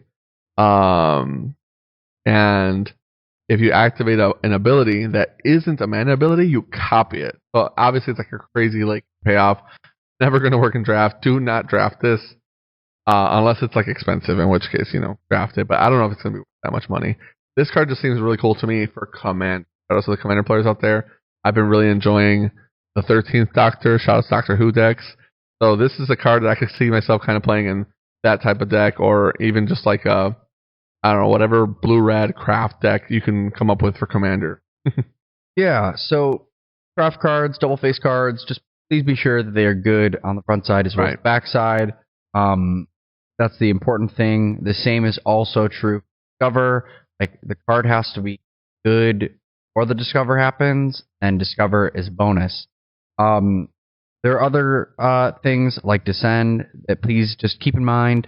Descend, you have the ability in this format with Sacrifice, Black-White, or Land Cyclers that there are going to be some instant tricks. That is not going to be like something that's super common, but once you get closer to the late game, like when they're getting close to Descend, just like be careful when they're at like, if they need Descend 8 and they're at ask 6. About cards in hand, ask about board state, ask about open mana. Yes. It will separate the good players from the bad players enough that I think you can get an edge on players just from optimal play, even if your deck is at a Yeah, agree. Yeah, that's really all I have for some like quick tips. Archetypes. Some of these I think are more supported than others, and we'll talk a little bit about. So one, blue-white craft and artifacts. This is an archetype that's supported, but hard. Like if you're blue and white good cards, blue and white good cards that are already good, and then you might have a couple, because I already have these cards that are good that are making treasures, or these creatures that are artifacts already allow me to have some buffs. Bonus. That's the way that you want to treat a deck like this. Not as like, I'm trying to put all the artifacts together. Like, think about blue-white tap in WoW. Yeah. It was terrible. Not a good archetype. Not well supported. But you could play a cool blue-white deck that just had really good blue-white cards. Yeah. I think this is going to be similar. Yeah, that makes a lot of sense, actually. Yeah. Especially with how strong some of the cards are, but how spread out the strength is. Right. Blue-black, very supported, doing Descend things. The same is also true for green-black, also doing Descend things. With a kick of Explore. Yeah. Well, blue-green is Explore. Oh, sorry. Yes, I make blue-green is Explore. That's their thing. Black-red is doing Descending, and descending like in real time. Like something went to the graveyard this turn, so I'm getting this buff. The uncommon card for that, super, super cool. I'm so sorry. I have to pull it up because it just looks so awesome. I have to play this card. You saying the red-black one? Yeah. Oh, yeah. So it's Zoyo Lava Tongue. It is a legendary goblin warlock with Death Touch. It's a red and a black 2/2. At the beginning of your end step, if you descended this turn, each opponent may discard a card or sacrifice a permanent. Daiwa Lava Tongue deals 3 damage to each opponent who didn't. So cool. Yeah, it's really cool. Gonna be sweet. Red-green, dinosaurs. Green-white, go wide aggro. Black-white is aristocrat sacrifice. Blue-red is artifact synergies. And red-white is going to be like mid-rangey, you're tapping things. This is another one, blue-red and red-white. Both of those also. Think of those as, again, good cards that are in blue and red that you just may have some bonus pocket synergies, but you're not trying to do the artifact thing. Yeah. Just don't think also, they got to stop trying to make tap happen. It's not supported very well. Tap is cool, but it's just besides Hilda, there has not been a good support for it yet. Stun counters are solid. Yeah, like even in red-white specifically, the Signpost Uncommon is a 2-mana red and white legendary human soldier. Whenever it attacks, you may tap 2 untapped artifacts on creatures you control. If you do, discover 3. Right. So it's a 4-mana 4/4, which is not bad on rate, but it doesn't do anything when it hits the battlefield.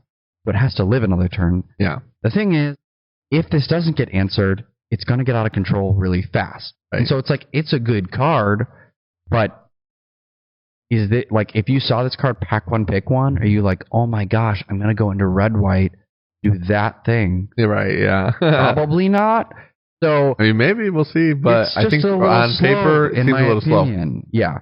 And last Ixalan was fast. This one seems like it could be relatively fast. So that's it for the archetypes. Just some things to know about them. Lastly, not really super fastly, but lastly, We're white. finally going to jump into the commons and uncommons and hit you guys with the colors. Yeah, this is mainly of like, hey, off the bat, without testing, this is stuff that we think is just going to be good and cards that you should keep in mind. And most of these, note please, for listeners, I picked a lot of these cards not like off of a synergy basis. So like you have to do the work of like crafting a deck together. A lot of these cards are like by themselves, these cards are good.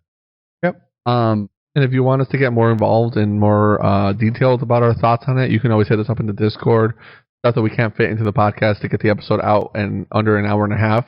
Hopefully. I don't know where we're at on time. This is not going to be an hour. Yeah, it's going to be a little long, baby. But it'll be video, so easier for you guys to digest. We want to make sure you guys can understand the very basic stuff first. Hit us up in Discord for the more complicated stuff, and we can definitely get your questions in. Yeah, we just want you to feel like you're going to go to pre-release, feel like you're a little bit a step ahead of people who are just looking at the cards for the first time. Yeah, and not feeling like you're lost completely. And then when you open your packs, at least you have an idea of a few cards to start looking at. Yeah, so the first one, white, and these are not in particular order, white Oltec Cloud Guard. This is a 3 and 1 white human soldier flying. When Oltec Cloud Guard enters the battlefield, create a 1/1 colorless gnome artifact creature token. This is going to be great in if blue-white works out for artifacts. It's making an artifact when it eats. And it's a 3/2 flyer, which is evasive. 3/2 for 4, a little understated, but you get 2 bodies. Yeah, it is flying. It's 2 bodies. You'll care about it in things that care about artifacts. You and care honestly, about it limited 2 bodies is so hot. Well, and sacrifice. Yes. Like, yes. black-white sacrifice is going to love this. This is 2 things to craft. Right, exactly. Next, we have the Glorifier of the Suffering. This card specifically, I have noted to be good in black-white only. Glorifier of Suffering, 2 and white. It is a vampire soldier. When it enters the battlefield, you may sacrifice another creature or artifact. When you do, put a 1/1 counter on each of up to 2 target creatures. Sacrifice something in a deck you're already wanting to sacrifice stuff in, put 2 counters on something. And you have a 3/2. Right. Yeah, and honestly, sometimes drafting the deck seems easier than it actually is, and then if you don't get enough stack outlets, you're like, man, I have aristocrats and I don't have my Viscerous here. Yeah. And it's vampire, which... Vampires matter. Vampires matter. Vampires matter, especially in So excited. Cool, because they made a lot of big vampires too this time, as opposed to like last time the vampires were all tiny and the dinosaurs were all huge. Now there's like some 7 mana, 8 mana vampire. I'm like, okay, like at least one, at least. And there are 4/3 vampire tokens running around too. Oh my god! You know what? And they're finally flying. That's the thing I like about vampires. You like them thick. Exactly, and powerful. I wanna play actual vampires. I want Soaring to Minus for. Out of dinosaur. Oh my God. Yeah. Move out of the way, Galta. We got thick vamps now. Yes, sir. Okay, so next card we have 2 mana. Iron Paw Aspirant. It is a 1/2 cat warrior. When Iron Paw Aspirant enters the battlefield, put a 1/1 counter on target creature. So it's a 1 mana 1/2, or it's a 2 mana 1/2 that puts a counter on something else, or you can just put a counter on itself.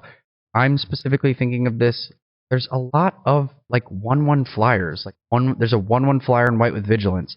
There's a 1/1 bat flyer with lifelink. Like we talked about, blue-white aggro has a lot of cards. When you're descending, it's frying. Like that becomes a 2/2 with lifelink on turn 2, and it flies. Like game over. And the power is split too. So if you get it late, you can actually still impact the board for what you want to attack with that turn. So I just think that card is going to be a solid. If you'll play at least 2 if you get them. And with that, talking about flyers, our last one is Miner's Guidewing. It is a 1 mana flying vigilance. When Miner's Guidewing dies, target creature you control explores. So 1 mana flying. Wow. 1 mana 1/1 flying vigilance that explores when it dies. Yeah, really good actually. Too many things. 1 mana 1/1 flying vigilance already not bad. Right. And then the bonus. Yeah. The other flyer. Great blocker. Yeah, the other flyer in uncommon that we talked about, Rune Lurker Bat. 1 mana, flying lifelink. At the beginning of your end step, if you descended this turn, scry 1. Again, put counters on that bad boy. And Bad boy, bat boy. There's a lot of bats too. I'm actually digging the bats in this set. Very There's tons cool. Of bats. Especially because we're in the caves. You know, there's gonna be some Zubats everywhere. Fungus. So many tokens of different varieties. Yeah, they nailed it. I'm so excited for this set. Next, we have Spring-Loaded Sawblade. This is 1 and a white, uncommon artifact with flash. When it enters the battlefield, it deals 5 damage to target tapped creature an opponent controls. I believe there's 11 or 14 creatures that have a toughness of greater than 5. So this is almost killing anything important. Yeah. And then it has instant speed. Yes, instant speed. Has to be tapped though, which will matter because not only are you tapping creature from attacking, you're tapping creature some of these tap synergy. Right. It also has craft with an artifact. So 3 and a white. Exile this artifact and another artifact. It comes back onto the field as Blade Wheel Chariot. Tap 2 untap artifacts you control. Blade Wheel Chariot becomes an artifact creature until end of turn. So if you want to like tap treasures instead of crewing it. It also is a 5 mana, or it is a 5/5 that has crew 1. So if you don't have artifacts to tap, crew 1. Oh. This is what's crazy about some of these cards because you would already play 2 mana deal 5 to a tap creature anyway. Right. You would play that card regardless. Yeah. So when you're crafting, now you get that and then a 5/5 body later. Yeah, 5/5 beater that you can tap treasures for. Or not treasures, maps. This. I mean, it could be treasures, but the fact that it can be maps. Yeah. And like, hey, I'm going to show you on the map where. Why I also think that this card is going to be cracked is because of this next card. Mischievous Pup. 2 and a white dog. We got cats and dogs running around. Yeah. What's going on in Ixalan? Dog is not in this cave. Anyway, I'm so sorry. Flash. 3/1. When Mischievous Pup enters the battlefield, return up to 1 other target permanent you control to its own hand. Because that other card is an artifact, you turn it and then play it. If you don't want to craft it, or you're returning these cards that are making tokens, or, just so many things. It's going to be sweet. And lastly, this card's like kind of a hot take for me. It's like this could be good or maybe not. We'll see, but I think it will be. So it's Clay Fired Bricks. 1 and a white. It's an artifact. When it enters the battlefield, search your library for a basic plains card, reveal it, put it into your hand, shuffle your library, gain 2 life. Then it's got craft with an artifact. This cost is kind of high. 5 white. When it turns into Cosmium Kiln. When Cosmium Kiln enters the battlefield, create 2 1/1 colorless gnome artifact tokens. And then it gives creatures you control +1/+1. For an Anthem effect of +1/+1, 2 bodies. Still not really great for 7 mana. Honestly, though, like, even at just base value, I'm going to just search my deck for guaranteed land drop, gain some life against the aggro deck. Sure, I don't have a body on board, but I have board state, board presence, artifact that taps for abilities, and it's just craft fodder. Worst case, you just let me feed this to a different card. I'm not going to get 7 mana, but at least I'm not dying super hard to aggro, and I'm guaranteeing land drops, which honestly, guaranteed land drops are I feel like criminally underrated. Guaranteed land drops. The amount of times I'm like playing limited, and I'm like, man, if I just had 1 more land, I'd be crushing this guy. Well, that's like I think the card was from Midnight Hunt. It was played in standard from hand. Yeah, the card was just it's standard play, right? And it was good in the limited format. It's like a Knight of the White Orchid, just not as good as because you're not getting a 2/2 first strike. Yeah, you're getting like something. Yep, and so that's why I think that this card. That's why I put it on here is because I think has a chance. Right. I think I agree. I think your hot take is pretty spot on. That card seems a lot better than it maybe getting credit for. All right. With that being said, let's jump into some blue cards. First one we got is River Herald Scout. So it's a Merfolk. We got some Merfolk on Ixalan. Exciting to see Simic Merfolk back. This is a 2-drop, 1 in a blue. When it enters the battlefield, explore, and it's a 1/2. So kind of similar to the old 2-mana green guy that explored on 2, except its power and toughness are flipped. And it's just a Merfolk. This is a solid body, like decent body, but the Explore is where it's really getting the kick from just like ETB Explore. And we talked about how blue-white aggro is going to be a thing. Start exploring on some of these flyers, and they're going to get scary.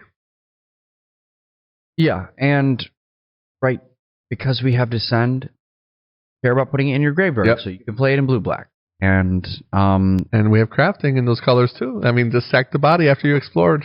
Right, and we've got blue-green, like bonuses for exploring. Right. The card is wanted in multiple places. Next card we got is Waterwind Scout. So this is 2 in a blue, 3 mana Merfolk, flying 2/2. So already pretty decent. Like 3 mana flying 2/2 is a card I'd consider playing. And then it has, when it enters the battlefield, create a map. So it's not necessarily explore, which I think would actually be pretty strong on a 3 mana 2/2 flyer. So it's creating a map, kind of a little bit more balanced. Got to put more resources into it, but still really good. And honestly, sometimes you might want the map more than just having explored if your synergy requires it. There's a lot of crafters that only want artifacts, so you can't always necessarily be like, well, I'm going to exile my creatures to this explore effect. Really, really cool card. Did you have anything you want to add? No. Otherwise, the next one I got is... I got it. Inverted Iceberg. 1 in the blue, artifact. Inverted Iceberg enters the battlefield, mill a card, then draw a card. Then has craft with an artifact for 6. Turns into Iceberg Titan. When Iceberg Titan attacks, you may tap or untap target artifact or creature.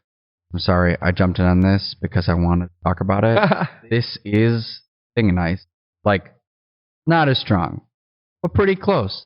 And it's a thing in an iceberg. You're milling a card. Yeah, you're milling a card. So you want this in blue-black. Then later can turn it into a 6/6 that gives itself. Or in red-black, you do care about artifacts, so you can use this tapping abilities. You can tap and untap other artifacts in blue-red. Card's cool. Yeah, agreed. Next one we got is Hogwork Wrestler. 1 mana blue. So just a 1-drop blue pip. It's a gnome. There's actually a lot of gnomes in the set, which I was surprised. Hidden archetype that I didn't expect to see, but they're really cool. Big fan of gnomes as a RuneScape player. Flash 1/2 for 1. So already pretty interesting. And then the ETB ability on it is target creature an opponent controls gets -2/-1. So this could potentially be a pretty sick ambush viper sometimes, especially if you already have bodies in play. So then profitable. But like I said, it's just another cheap blue creature, and I'm really leaning into Azorius aggro being a thing. And it's an artifact. Yeah, it's an artifact, true. And I thought this card made me think of you. Like, I know that you like wrestling, and like, look at this man. Yeah. Look at this man's energy. This guy's cooking. For sure. I appreciate that. Next card we're going to get into, I'm actually really excited for this one. When I saw the spoiler, I sent it to one of my group chats, but Confounding Riddle. It's a 3 mana, 1 blue, 2 generic instant. And it's kind of like Supreme Will, one of the older cards we used to play from Hour Devastation. It says, choose one of 2 modes. The first mode is look at the top 4 cards of your library, put one of them into your hand, and the rest into your graveyard. Notably, I believe the last time we had this ability, it wasn't put them into graveyard. It was the bottom of the library in a random order. This is like way better. Way better. Putting them in the graveyard, it's kind of an extension of your hand. We've already talked about it.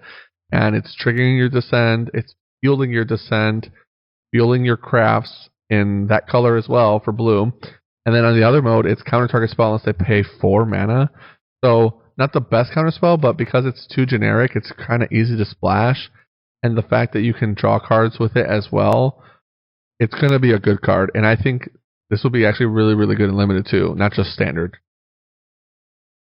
The next card we got, if you want to cover for me there, Frank.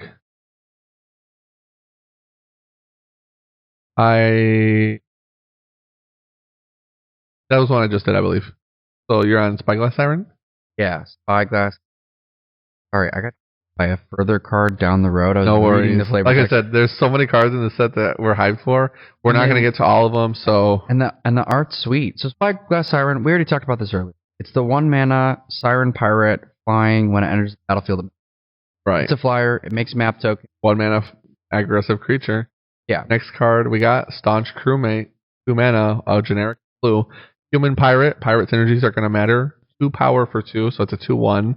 The 1 toughness can matter for like the cards like we talked about earlier in those matchups, especially mirror matches. But 2 power for 2 mana, not bad. Enters the battlefield. Look at the top 4 cards of your library. You may reveal an artifact or pirate from among them and put it into your hand. The rest go on the bottom of your library in a random order. That doesn't really matter as much because hitting pirate or artifact should be pretty easy in these archetypes that the blue players want to be playing.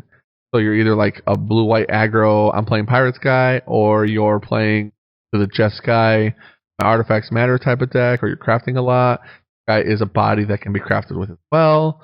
So the card itself seems really, really interesting. It isn't uncommon, so you'll be seeing a lot of it. And I really am kind of high on that card. Yeah, the only time you're not playing it is if you're putting it in like blue-black, right? Because blue-black, you probably don't have a lot of pirates, and you also probably don't have a lot of artifacts. I mean, if you are playing the iceberg, or that 1 knife that like makes your opponent sacrifice a creature, then you're like, oh, this card's sweet. But blue-red is pirates. And that card will miss. It is artifacts, so you're going to hit really high, and you're fine to play it on 2 and just have the card replace itself.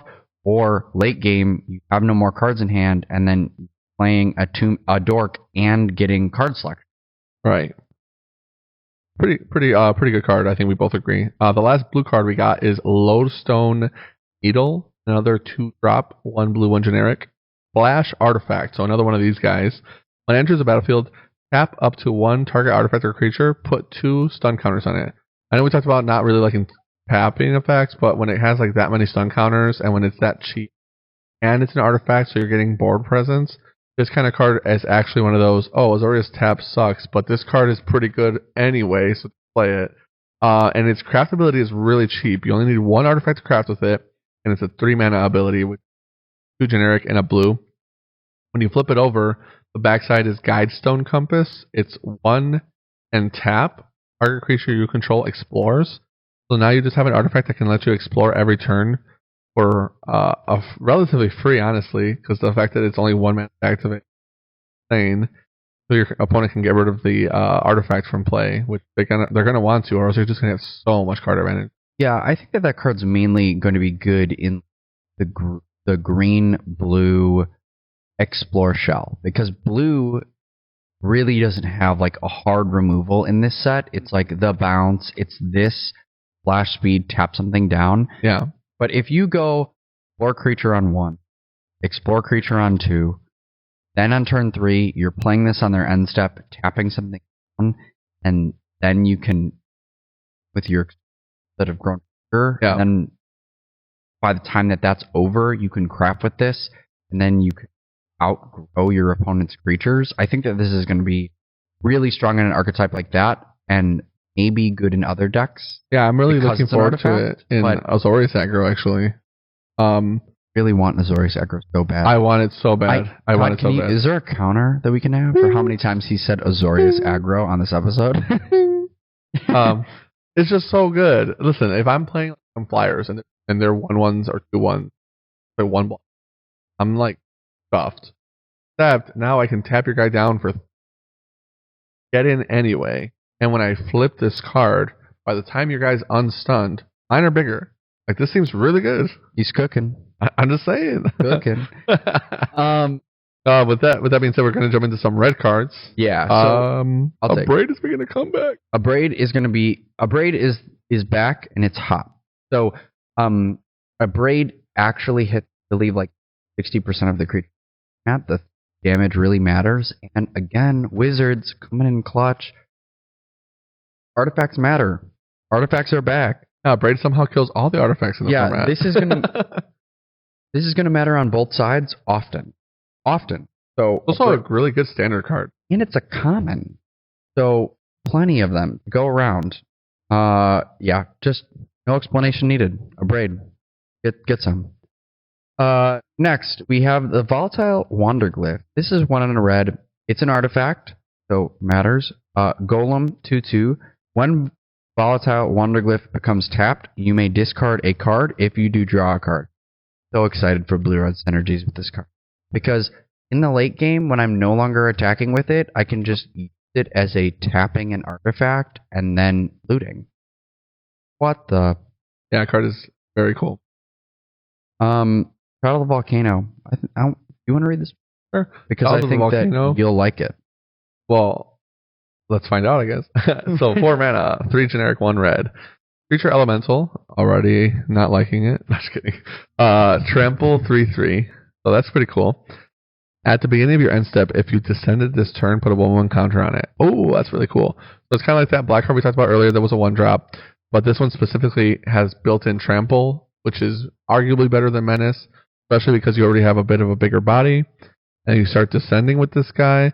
If you manage to even ramp him out in like the red-green deck, this guy could be really scary. Yeah, I just the ability to descend and then to continually grow this is going to be great. And the deck already wants it. Especially red-black already wants this. Yeah. So I think this is just going to be like, oh, this is a staple in the... Yeah. The next one is Ancestor's Aid. This is my hot take. This card is usually trash. This type of effect. Yeah. Ancestor's Aid is 1 in a red. Instant. Target creature gets +2/0 and gains first strike until end of turn. Create treasure token. This is one of the ways that Wizards has tried to make cards like this that are unplayable, playable. Because not only are you getting an instant speed first strike trick, but it's also going to make a treasure token which might matter for later. So I think that this card is getting closer to being playable again. Yeah, I mean, that treasure will matter for sure. So if you are playing that effect, you get a sweet, profitable block, and also you can even tap that treasure to like loot with that other guy. It's pretty good. Yeah. Next card we got is shoutouts to Minecraft, since we're crafting. The Diamond Pickaxe for 1 red. It is an artifact equipment that has indestructible, so a braid it can't actually kill every artifact in the format, but it's stopped. No, we don't have stomp in the format either. I'm sorry, get axed. Equipped creature gets +1/+1 and has whenever this creature attacks, create a treasure token. Equipped for 2. Really, really good card. So dumb. This card is going to be ridiculous because you're not only going to be making. We all fable the Mirror Breaker. Right. Not only are we all Fable of the Mirror Breaker, but I'm also thinking like while everything is Fable of the Mirror Breaker, you're then later being like, oh, and then I'm tap. Artifact doesn't tap when I attack, so I can then tap the equipment. Very true. Very true. This is too much. Yeah, and it's interesting. I like this card. For whatever reason, if you decide to, I think there was a card. I don't remember the name, but they added like you know how blue-red scissors used to be a thing? Yes. In Soul Artifact, whatever. There is a card like that. Make an indestructible creature is really good and limited. Like, no problem. I don't know. I like this card a lot. And the fact that it can just make so many treasures, they are going to matter. And especially in those colors. Right. Next, we have Enterprising Scallywag. 1 in creature, goblin, pirate. At the beginning of your end step, if you descended this turn, create a treasure token. Again, red, black. It will want. Yeah. Next card is Belligerent Yearling. I'm super high on this card. It's a 2 mana, 1 generic, 1 red creature dinosaur. It has Trample, and it's a 3/2. So already, like, honestly, really good body. But it has whenever another dinosaur enters the battlefield under your control, you may have its base power become the base power of that other creature. So notably, it's only base power, not toughness, like that could get way back in Eldrazi win. Apologies. But this guy getting like, if you play this guy in turn 2, and then on turn 3 or 4, you're playing another huge dinosaur. Not to mention there's like a 1 mana dinosaur dork, I believe. There is. So like if you can get like some big 4 or 5 drop dinosaur early after getting this guy out on turn 2, like this guy is gonna be damaged. Really strong card. Yeah, I think that card's sweet. Next, Saheeli's Lattice. This is also a card that I think will only be good in dinosaurs. But I think that there's some scenarios where you're really going to like it. So it's 1 in red. It's an artifact. When it enters the battlefield, you may discard a card. If you do, draw 2 cards. Then it has craft with 1 or more dinosaurs, 4 and a red, which makes Mastercraft Raptor. Mastercraft Raptor's power is equal to the total power of the exiled cards used to craft it. So you don't want to get rid of your dinosaurs that are on the board, probably, but if they're locked down by a pacifism variant, or if like you got board wipe and then your dinosaurs are just sitting dead in the graveyard and you have no way to reanimate them because you're red green, well, guess what? You can chop up those dinosaurs and make this Mastercraft Raptor. So yeah, I think that in specifically green red, card's going to be decent. Plus the discard draw 2 is never bad anyway. I wonder if Agatha's going to be able to work with those guys too. Next card we got is Triumphant Chomp. So this card is really cool. It's a sorcery, 1 mana, just a red removal spell. And at sorcery speed, it's kind of nerfed a bit, but 1 red mana for 2 damage is like pretty popular, pretty often seen in these limited formats. So baseline 1 mana for 2 damage, not bad removal. It also has text that says if the greatest power among dinosaurs you control is greater than 2, instead do that much damage.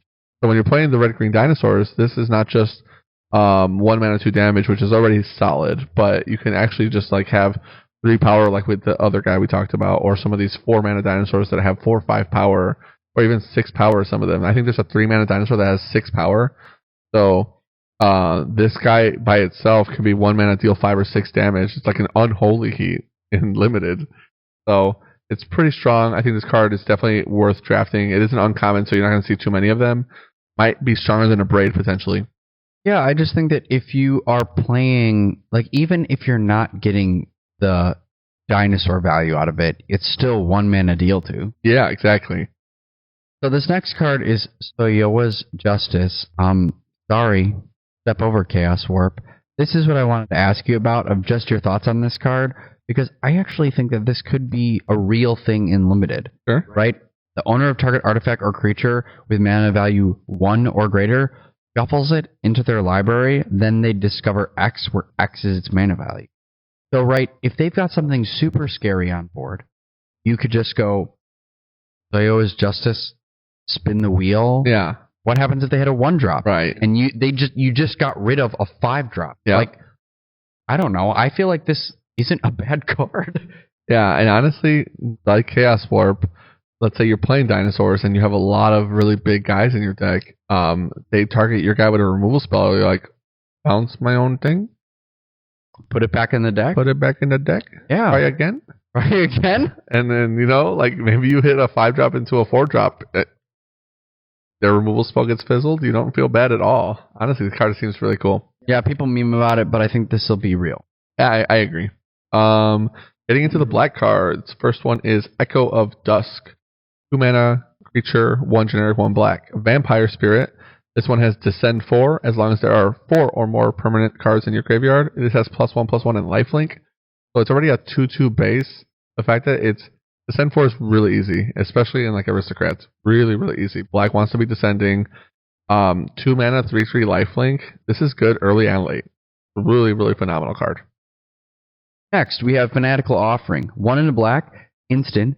As an additional cost to cast this spell, sacrifice an artifact or creature, draw 2 cards, and create a map token. Not again! Yep. Kidding. Deadly Dispute. It's back. Baby Deadly Dispute. It's not as good. Treasures are better, but card is still sweet. I think. Still sweet. I think I saw it was what's his name? Doomwake was posting on Twitter like, do you play copies 5 and 6 of this? And people are like, this is worse than Deadly Dispute. And he's like, I get that, guys. Relax. That's why it's 5 and 6. 5 and 6, though. Would you play? 5 and 6? I was like, Village Right's already kind of taking up some of those slots, so it feels rough. But I mean, potentially. Either way, though, unlimited though. The sacking of artifacts may matter.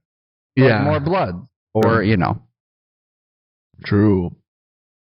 Next, Greedy Freebooter. 1 mana, black. Creature, human, pirate. When Greedy Freebooter dies, scry 1. Create a treasure token. 1 mana, 1. You're happy to sacrifice this in Aristocrats. You're happy to throw this under the bus as a blocker. and maybe get in some early damage. That's just good. Agreed. Next, we have one of the best removal spells in the set, in my opinion. It's called Join the Dead. 2 black and 1, 3 mana instant. Says target creature gets -5/-5 until end of turn, which already kills a ton of the format. And if you have Descend 4, which in black, we talked about it already, not difficult. This is a -10/-10. So this, I want to say everything dies. Maybe not Galta. I don't remember if there's a 12 power dinosaur again, but this has to kill like 99% of the creatures. And it's minus, so if they have indestructible guys, this gets around it.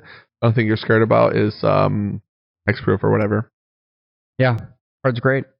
Lastly, Tithing Blade. 1 into black, for the commons anyway. That's what I mean by 1 into black. When Tithing Blade enters the battlefield, each opponent sacrifices a creature. It's an artifact. Then it's craft with a creature, consuming Sepulture. Artifact. At the beginning of your upkeep, each opponent loses 1 life, and you gain 1 life. You're probably not playing a when this enters the battlefield, your opponent picks something to sacrifice, but later in the game, like if you craft this, they're on a clock, baby. Yeah, and you're keeping artifacts. Like a lot of these cards are like, card sucks. I hate this card. Wait, it's an artifact? Okay. Oh, it does something later too? All right. Okay. You sold me. Next card we talked about earlier, Bitter Triumph. Sorry about that, Todd. I know you're going to be editing later, and I messed you up. This is the one I was referencing earlier.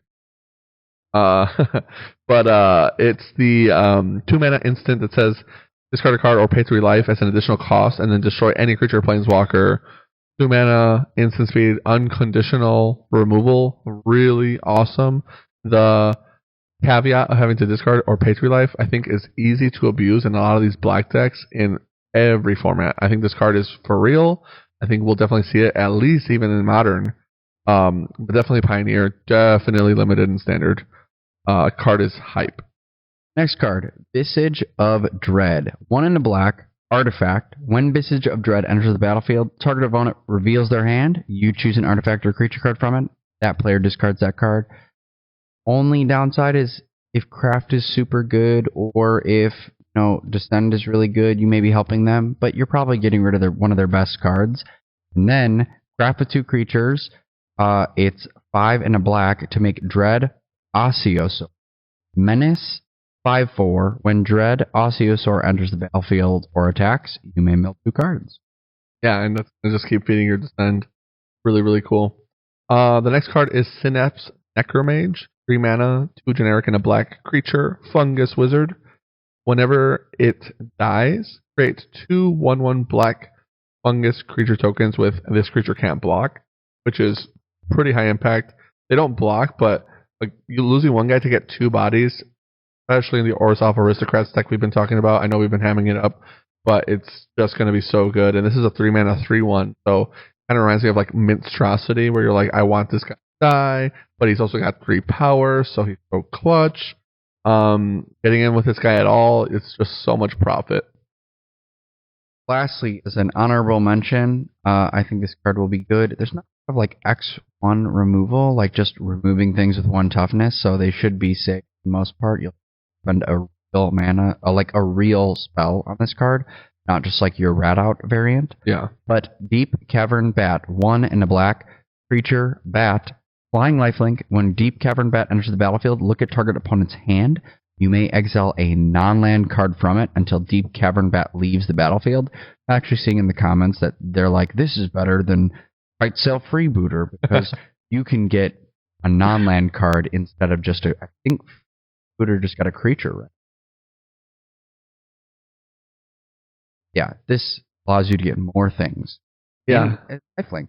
Flying lifelink? Pretty cool. That wraps it up for the black cards. Now we're getting into the green commons. We've got our first one, Armored Kincaller. So this is a dinosaur 3-drop green and 2 generic for a 3/3. And when it enters the battlefield, you can reveal a dinosaur from your hand. If you do, or if you control a dinosaur, you gain 3 life. So it's a little bit innocuous. It's not like the craziest card, but it's the common 3 mana 3/3 that has upside. And gaining life can really, really matter in these aggro formats. And if you're playing dinosaurs, you're gonna get the 3 life a ton. Yeah.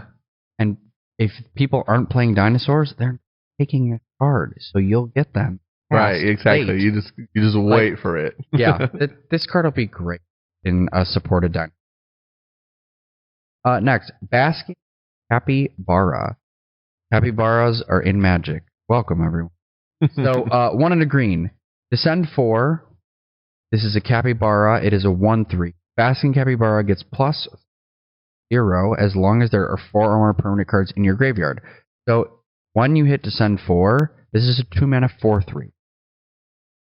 Very strong. Next card is a cat, so that's sweet. 2 mana, 2/2, green and 1 generic. When Malamut Brawler attacks, target attacking creature gains trample until end of turn. So 2 mana, 2/2, just like a regular bear, but giving other guys trample, pretty strong. And I think it's going to matter with dinosaurs because so many of them have such a big power. Pulls really good. Next is River Herald Guide. There's not much to say about this card. It's very self-explanatory. Isn't it also a reprint? 2 and a green. Oh no, I'm thinking of the wrong one. Merfolk Scout with Vigilance. When it enters the battlefield, it explores. So it is a 3 mana, 3/1 with Vigilance that explores when it enters the battlefield. Yep. Doesn't seem as strong. Like Jade Light Ranger was obviously double explore, but this card is probably fueling. Maybe Descend is just too good. Couldn't have Jade Light Ranger. Well, and Merfolk matters. Exactly. Explore matters. Yeah, true. Pathfinding Axejaw is the next card. It's a green and 3 generic for a 4/3 dinosaur. When it enters the battlefield, it explores. Another one. Lastly, we have a Poison Dart. Well, I was just thinking dinosaur when like a 5/4 for 4 is like that's gonna be hard to block. I mean, it pumps your other guy that's a 3/2 trampler. And yeah, hard to block like we talked about, so you can give it trample with the cat. It's just a good card. Yeah. Next, Poison Dart Frog, little cutie pie, is a 1 and a green frog with reach. Add 1 mana of any color. You can also pay 2 Poison Dart Frog Death Touch into. And it has reach. It reaches. It's a dork. I'm telling you, they're scared of the blue-white aggro players. And they're ready for it me. gains Death Touch, trades up in the late game. Been a problem with mana dorks is that once you get to turn 6, you don't care anymore. No longer. Poison Dart Frog, welcome. Power creep. Next card is a 1 mana green 1/1 Merfolk Scout. When it enters the battlefield, it explores. So I don't know. I thought we talked about this one already. We did. Yeah. It was one of our this is an example of an explorer card. Yep, 1 mana explore guy. I think there's another one that's like an X. So like that one's pretty cool, but this one's just 1 mana explore. Just good. It's just good. Yep. Tendril of the Micro Tyrant, 1 and a green, creature, fungus wizard. It is a bear that then in the late game for 7 mana you can put 7 counters on target non-creature land you control. It becomes a fungus creature. So it's a bear on turn 2, which a fine rate that then in the late game can make you a 7/7 land. Next card we're going to talk about is our boy, Thrashy B.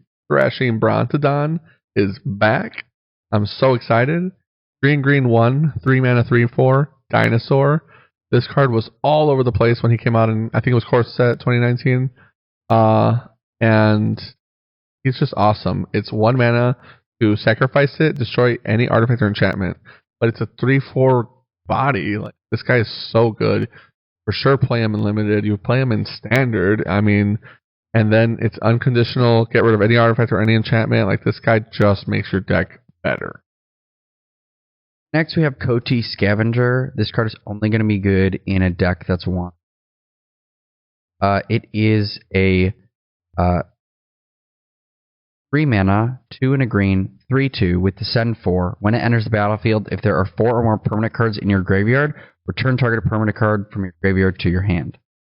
Just get your best permanent card back of Descend 4. Exactly. For 3. I think this is the last green card we've got for you guys. It's Colossal Dactyl.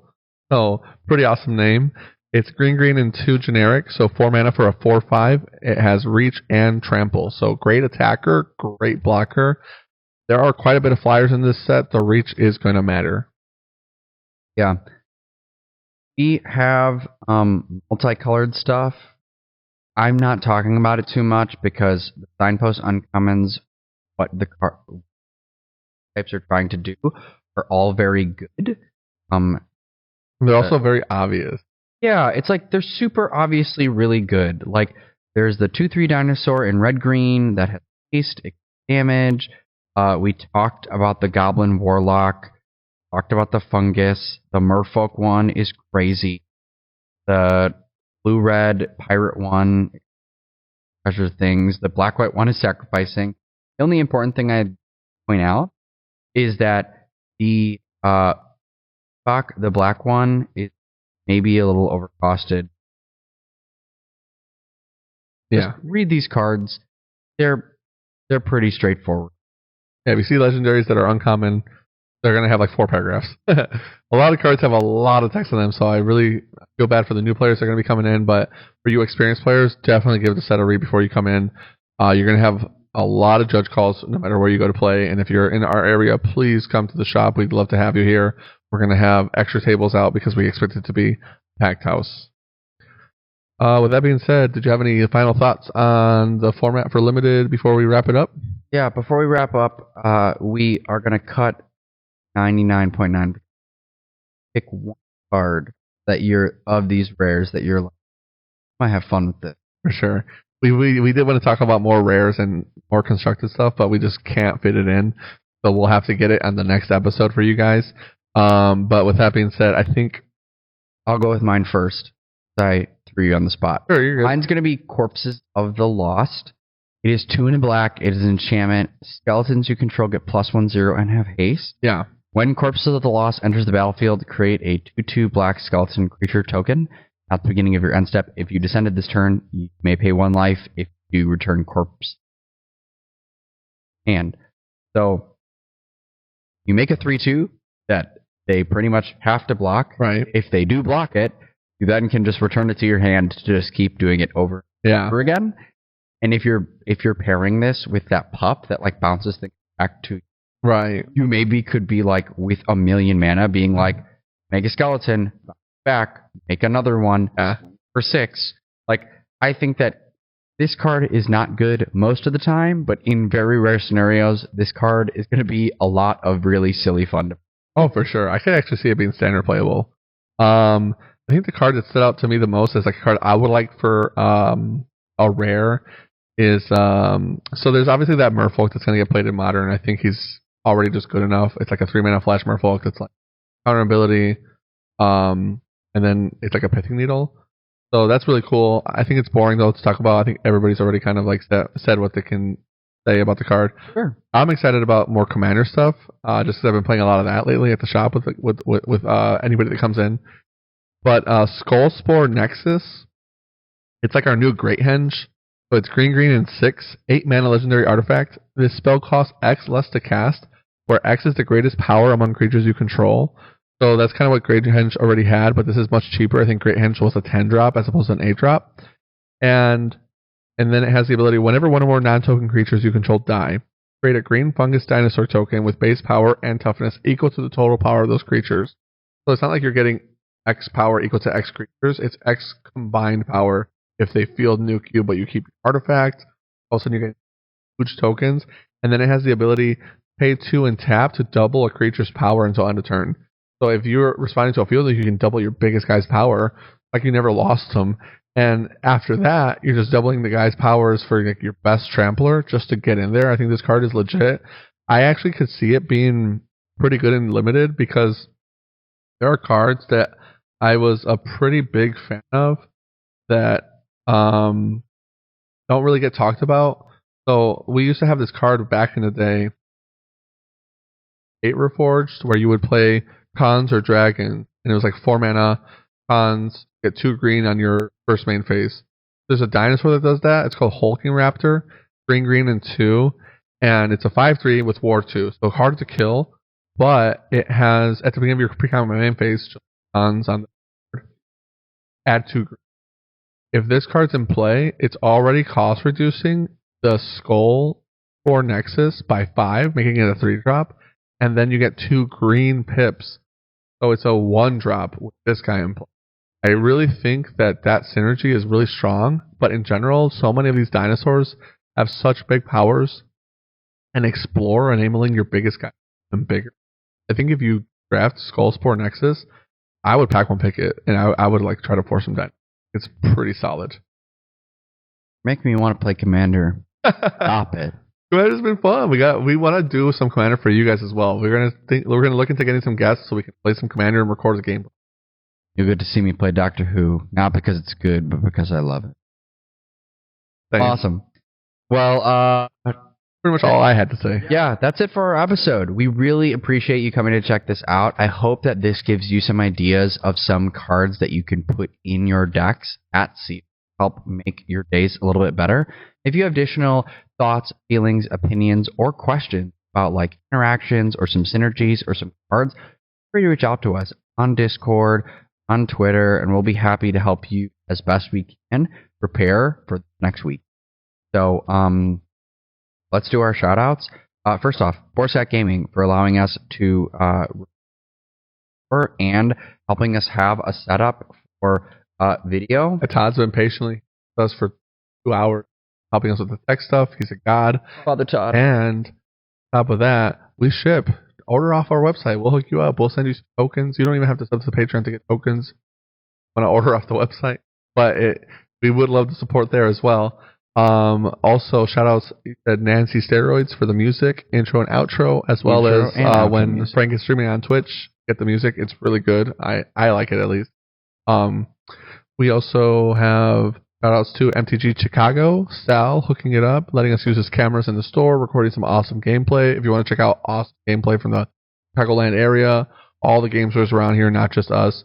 A lot of really good players in our area, and the gameplay gets posted up there. I think our thumbnail for this episode is going to be created by Sal. That's true. Sal's making a thumbnail for us. Thank you for that. Awesome. Too. Appreciate it. And I'm back to recording again. So my gameplay. Fail with Tron. Yeah, we're going to try to get some more streams up for you guys. So if you guys want to shoot us a follow on Twitch, we really appreciate it. Otherwise, subscribe on YouTube. It's free. Follow on Twitch. It's free. Really would appreciate it, even if you maybe won't watch the whole video. But to those that have been watching and those that have gotten this far in the video, really appreciate you guys. Thanks so much for watching. All the shout outs I have for today. So if we missed you, send me an email. I will graciously apologize. Otherwise, catch you guys next time. Thank you for listening. Have a good one. Bye-bye.